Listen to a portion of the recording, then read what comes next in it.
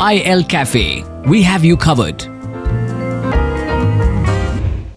Welcome to IL Cafe. This is Sheetal. And guess what? In recent times, I watched a very interesting series on one of the OTT platforms, and it's actually a true crime series, and it featured prominently a malpractice lawyer in the area of medicine. So this conversation is like, oh my God, how interesting is that? Because I was just wanting to read up a little bit more on the topic, and guess what? We've got that theme going for us on IL Cafe today. Welcome to the show. This is all about professional indemnity for doctors. We need to understand this area a bit better.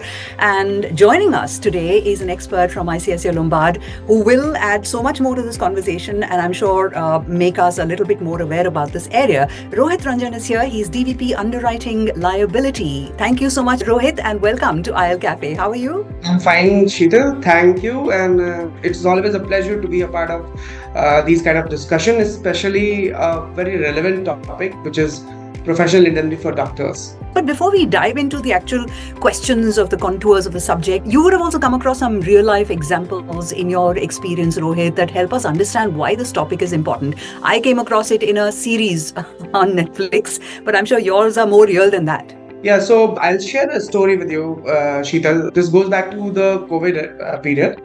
And there was a doctor by name Mr. Rahul Kapoor. He's a renowned cardiologist.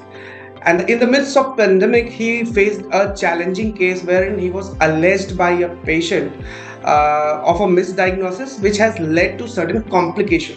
Mm-hmm. Now, Dr. Kapoor had a PI insurance, and that not only helped him to cover up for the legal expenses, but he also got assisted for choosing right kind of legal counsel as well, and which eventually, vindicated his diagnosis, and this ultimately helped him to protect his reputation, and that kind of reinforce our confidence in the fact that it is always important to have a safety net around our professional services that we are rendering.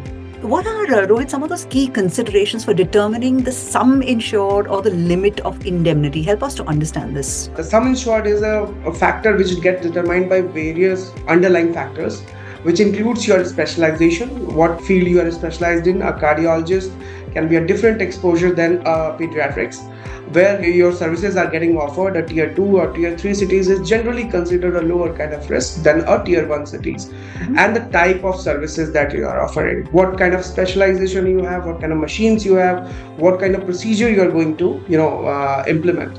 So it is always essential to assess the potential risks which are involved with your medical offerings and choose a sum insured which adequately cover the professional services that you are offering. Right.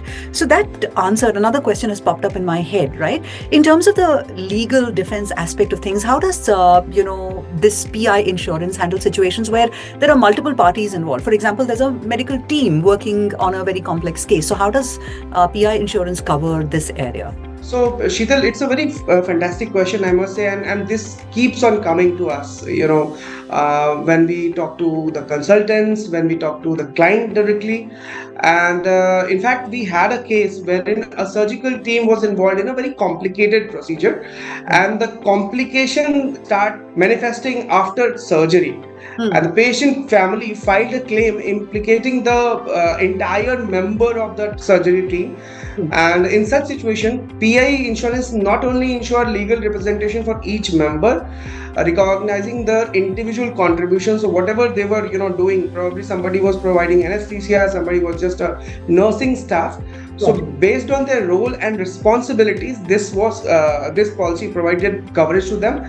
And in this, this kind of collaborative approach of defense, kind of help in addressing the complexities that can arise from a multi-party claims as well.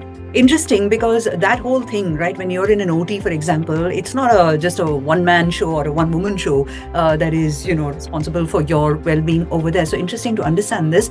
But what about the process of renewing PI or professional indemnity insurance, Rohit? Are there any changes or considerations that doctors should keep in mind while renewing their policies? Renewing a PI insurance is a very straightforward process. It doesn't require much of a complication. However, it is advised that in case the doctor has acquired some new specialization or there is a significant change in the patient load, it is expected that he or she should communicate to the insurance company. I'll just explain it by an example. So let's say a doctor has expanded its service and included a new medical procedure in the existing scheme of things, and during the renewal process they communicated that that I have incorporated these services as well in over and above what I was offering last year. We adjusted the coverage to ensure that the coverage is adequate and cover the entire scope of practice. So in my opinion, communication with the insurance provider is a key during renewal process, and it should be taken with utmost good faith. Now, to come to the other aspect, right? We spoke about this, touched upon it very briefly right in the beginning of the definition of professional indemnity insurance. But can you tell us a little bit on this legal defense aspect of PI insurance? What does it really cover? Absolutely, Sheetal. So PI insurance cover legal fee, including the cost of representation incurred during investigation or legal procedure. It also ensures that the doctor have financial support to navigate through the legal challenges arising from the allegation of professional malpractice or a negligence. That's all. Claims, right? We often talk about claims. We've spoken about, in fact, on the IL Cafe series, the process of claims and how that is simplified through the use of technology. We've highlighted a specific one for motor claims and so on in recent times on a recent episode. But I want to understand PI insurance and the claims process over here. Can you walk us through that area? Because it clearly is a lot of headache, is taken on oneself, even if it does not have to be there on account of, oh my God, how does one do the claims process? So please tell us more. So Sheetal, a claim is a moment of truth for any insurance company, and this is where we can differentiate ourselves from what has been provided by other competition. So we are very diligent while handling a claim like situation. A claim procedure generally involves reporting the incident promptly to the the insurance company, and once it is reported, the insurance company will assess the claim, provide you the legal representation and advices if necessary.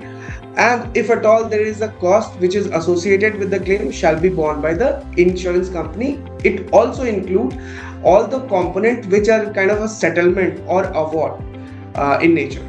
Okay, got it. Settlements and awards also included.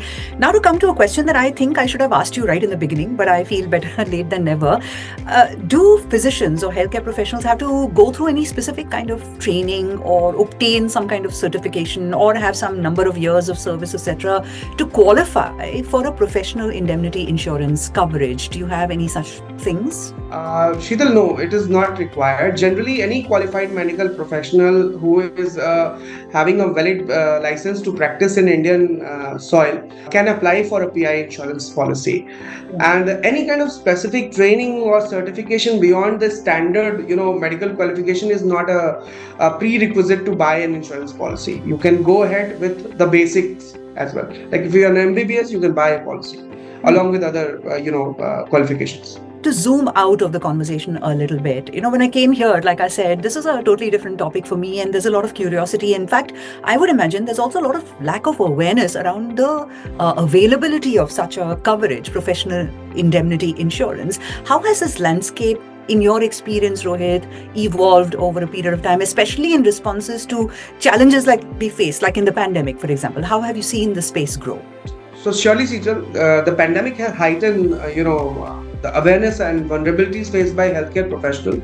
Especially what changed was, earlier we used to have this practice that when we used to visit hospital or a clinic and get diagnosed physically, and pandemic brought it to the level that we were only consulting telephonically or by a video or a Zoom call like we are connected now. So in the response of this changing requirement, insurance provider also adapted to the policies and addressed pandemic related challenges, ensuring that the doctors have comprehensive coverage even during those unprecedented and challenging times. Absolutely. Clearly, the pandemic has changed so much about the world that we live in. And on today's show, we've discovered one more area which can be of benefit if people just focus on it. So I'm going to call out to all our healthcare professionals over here to consider certainly professional indemnity insurance as a crucial safeguard for their careers. And if you have any questions, I'm sure the team at ICICI Lombard General Insurance will be happy to answer them for you. But Rohit, what I am happy about is that I got to talk to you about this particular topic, and thank you so much for coming to IL Cafe and spending time with all of our viewers today. Always a pleasure, Ritu. Thanks for inviting.